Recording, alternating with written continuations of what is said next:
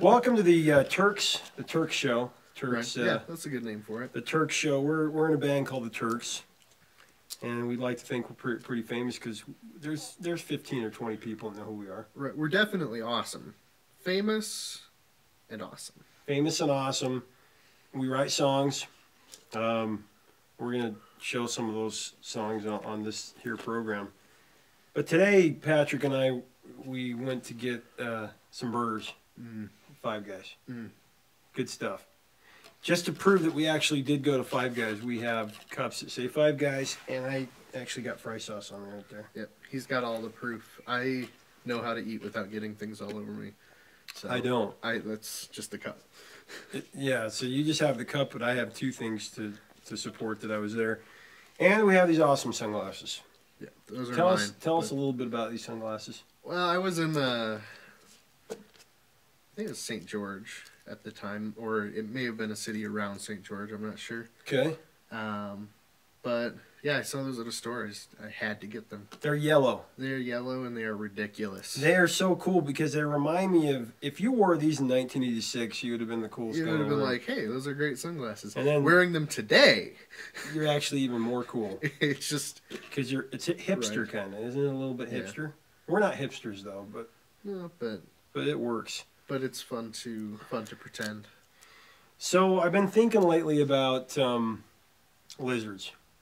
Well, that's interesting. Actually, that's something that Mr. Rogers said one time. Legged snakes. Mr. Rogers was like, I was watching it one time. He's like, I've been thinking about lizards. I don't know where it came from, but sometimes. But yeah. But we were in Five Guys and we were enjoying the greasy burger. Very good. Here's the thing we were talking about those Five Guys. The people that complain about, I don't go to Five Guys because it's $12 for a burger and fries and a drink. Right. Five Guys is totally underrated, It is. Because How much do you spend when you go to McDonald's? Well, bad example because I'm a McDouble kind of guy. Okay. And then I do water, so like $1 or $2. Okay. But if you go buy a Big Mac meal right. at McDonald's, it's going to cost you what, $3 or $4, right? I think it's the Big Mac meal. Yeah, I think supersized. Probably around $5. Yeah, well, the supersized it's probably 6-ish. Okay, regular is $5. We're not sure on that, but we'll just say $5 to be conservative. Okay, $5. Simple. Would you be willing to spend twice the amount of money, a little over twice the amount of money for a burger that's 5 times better than the Big Mac? And it's at least twice the size. Yeah. And an enormous amount better. So definitely. Yeah. Definitely. So that's the thing. Five Guys Burger and Fries, it's underrated. And for those people that say, I won't spend the $12, treat yourself a little bit. Yeah, I mean, don't do it every day. Treat yourself. Right. But, yeah. We live in hard times. Why not once a week go and get a burger and fries for $12 and you're going to enjoy it? Right. And it doesn't have to be Five Guys. It doesn't even really have to be, but don't complain about it being expensive and comparing it to, it's comparing apples and oranges when you say Five Guys versus McDonald's. They're not in the same league. They're not. So underrated. That got me to thinking about things that are underrated in the world. Right. I'm a kid that grew up in the 80s, so I'm an 80s kid. And, we heard some pretty cool music when we were sitting at Five Guys. I think within the 30 minutes that we were there, we heard... I didn't hear anything I didn't like. Yeah. I heard Pink Floyd. Yes. I heard Talking Heads. Talking Heads. I think when we first went in there, I heard the end of a Styx song. I can't remember. But Styx. Anyway, got me to thinking about music of today, and it's kind of not good for us to talk because we are musicians. Yeah.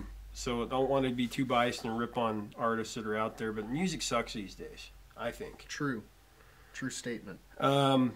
So it got me to thinking about artists that are great now, or that were great in the 80s that were probably considered cheesy in the 80s, but they're really, really great. We didn't really recognize what we had when we had it. Right.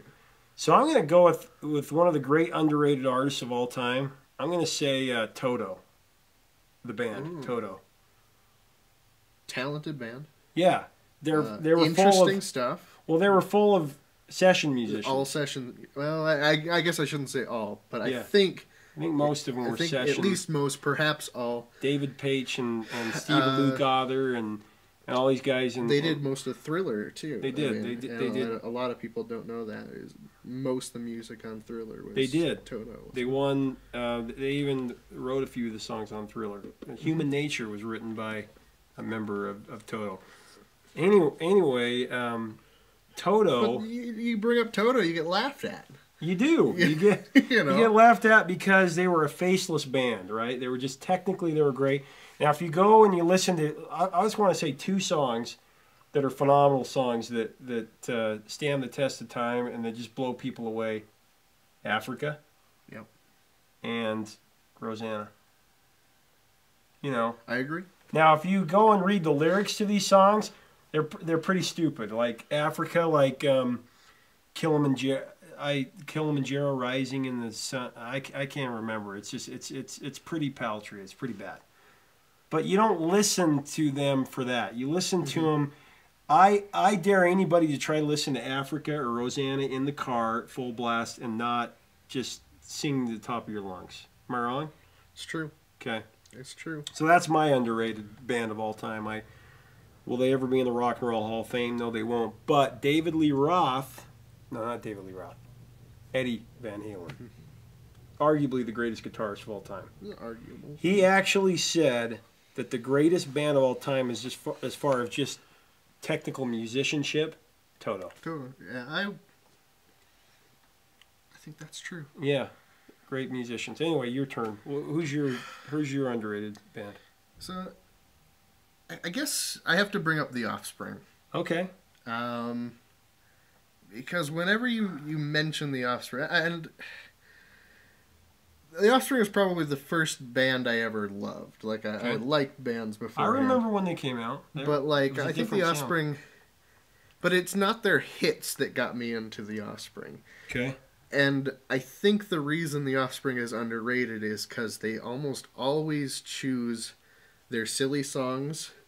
their silly song to be their single, or they're just over-the-top dramatic song to be their single. They're like they've never released any of their like in between. Where like The Offspring are fantastic at writing songs that are serious but stated in such a way that it is funny. Like you can listen to it for humor, and it's when those two elements combine that I love The Offspring.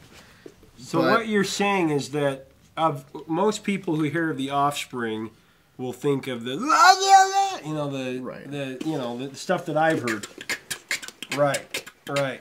Yeah. But if you listen to their lesser known songs, that kind of reminds me of Billy Joel. He's that way. Right. He really, people hate Billy Joel because of Uptown Girl and We Didn't Start the Fire. Oh. And if that's all I knew of Billy Joel, I probably wouldn't really love him as much as I do.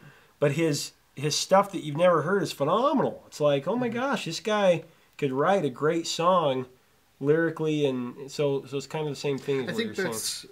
That's exactly it. Another thing they excel at that is really really hard to find in any band is every album that they do tends to have 6 songs. Let's say it's a 12, they're not all 12, but let's say half the songs are very similar to what you would think is their style, right? Okay. And then 6 songs are completely different. Completely different. And so each album, like, it leads you through this evolutionary path. I like that. And if you listen through an entire Offspring album, or even album to album to album, you just get that they're changing. And I think I'm going to check that out, actually. I've never really listened to The Offspring except for the stuff I heard when I was in high school. They came out about the same time that grunge was kind of... Yeah, and it was a different sound, so it did get you to stop a little bit and go, "Hey, who's this?" It was a signature sound. And I mean, a lot of their stuff is, I guess you'd call it pop punk, pop rock before pop punk was big. But I mean, a lot of it's not, and even a lot of the stuff that is that pop punk is still interesting. and they find interesting ways to say things. I like that.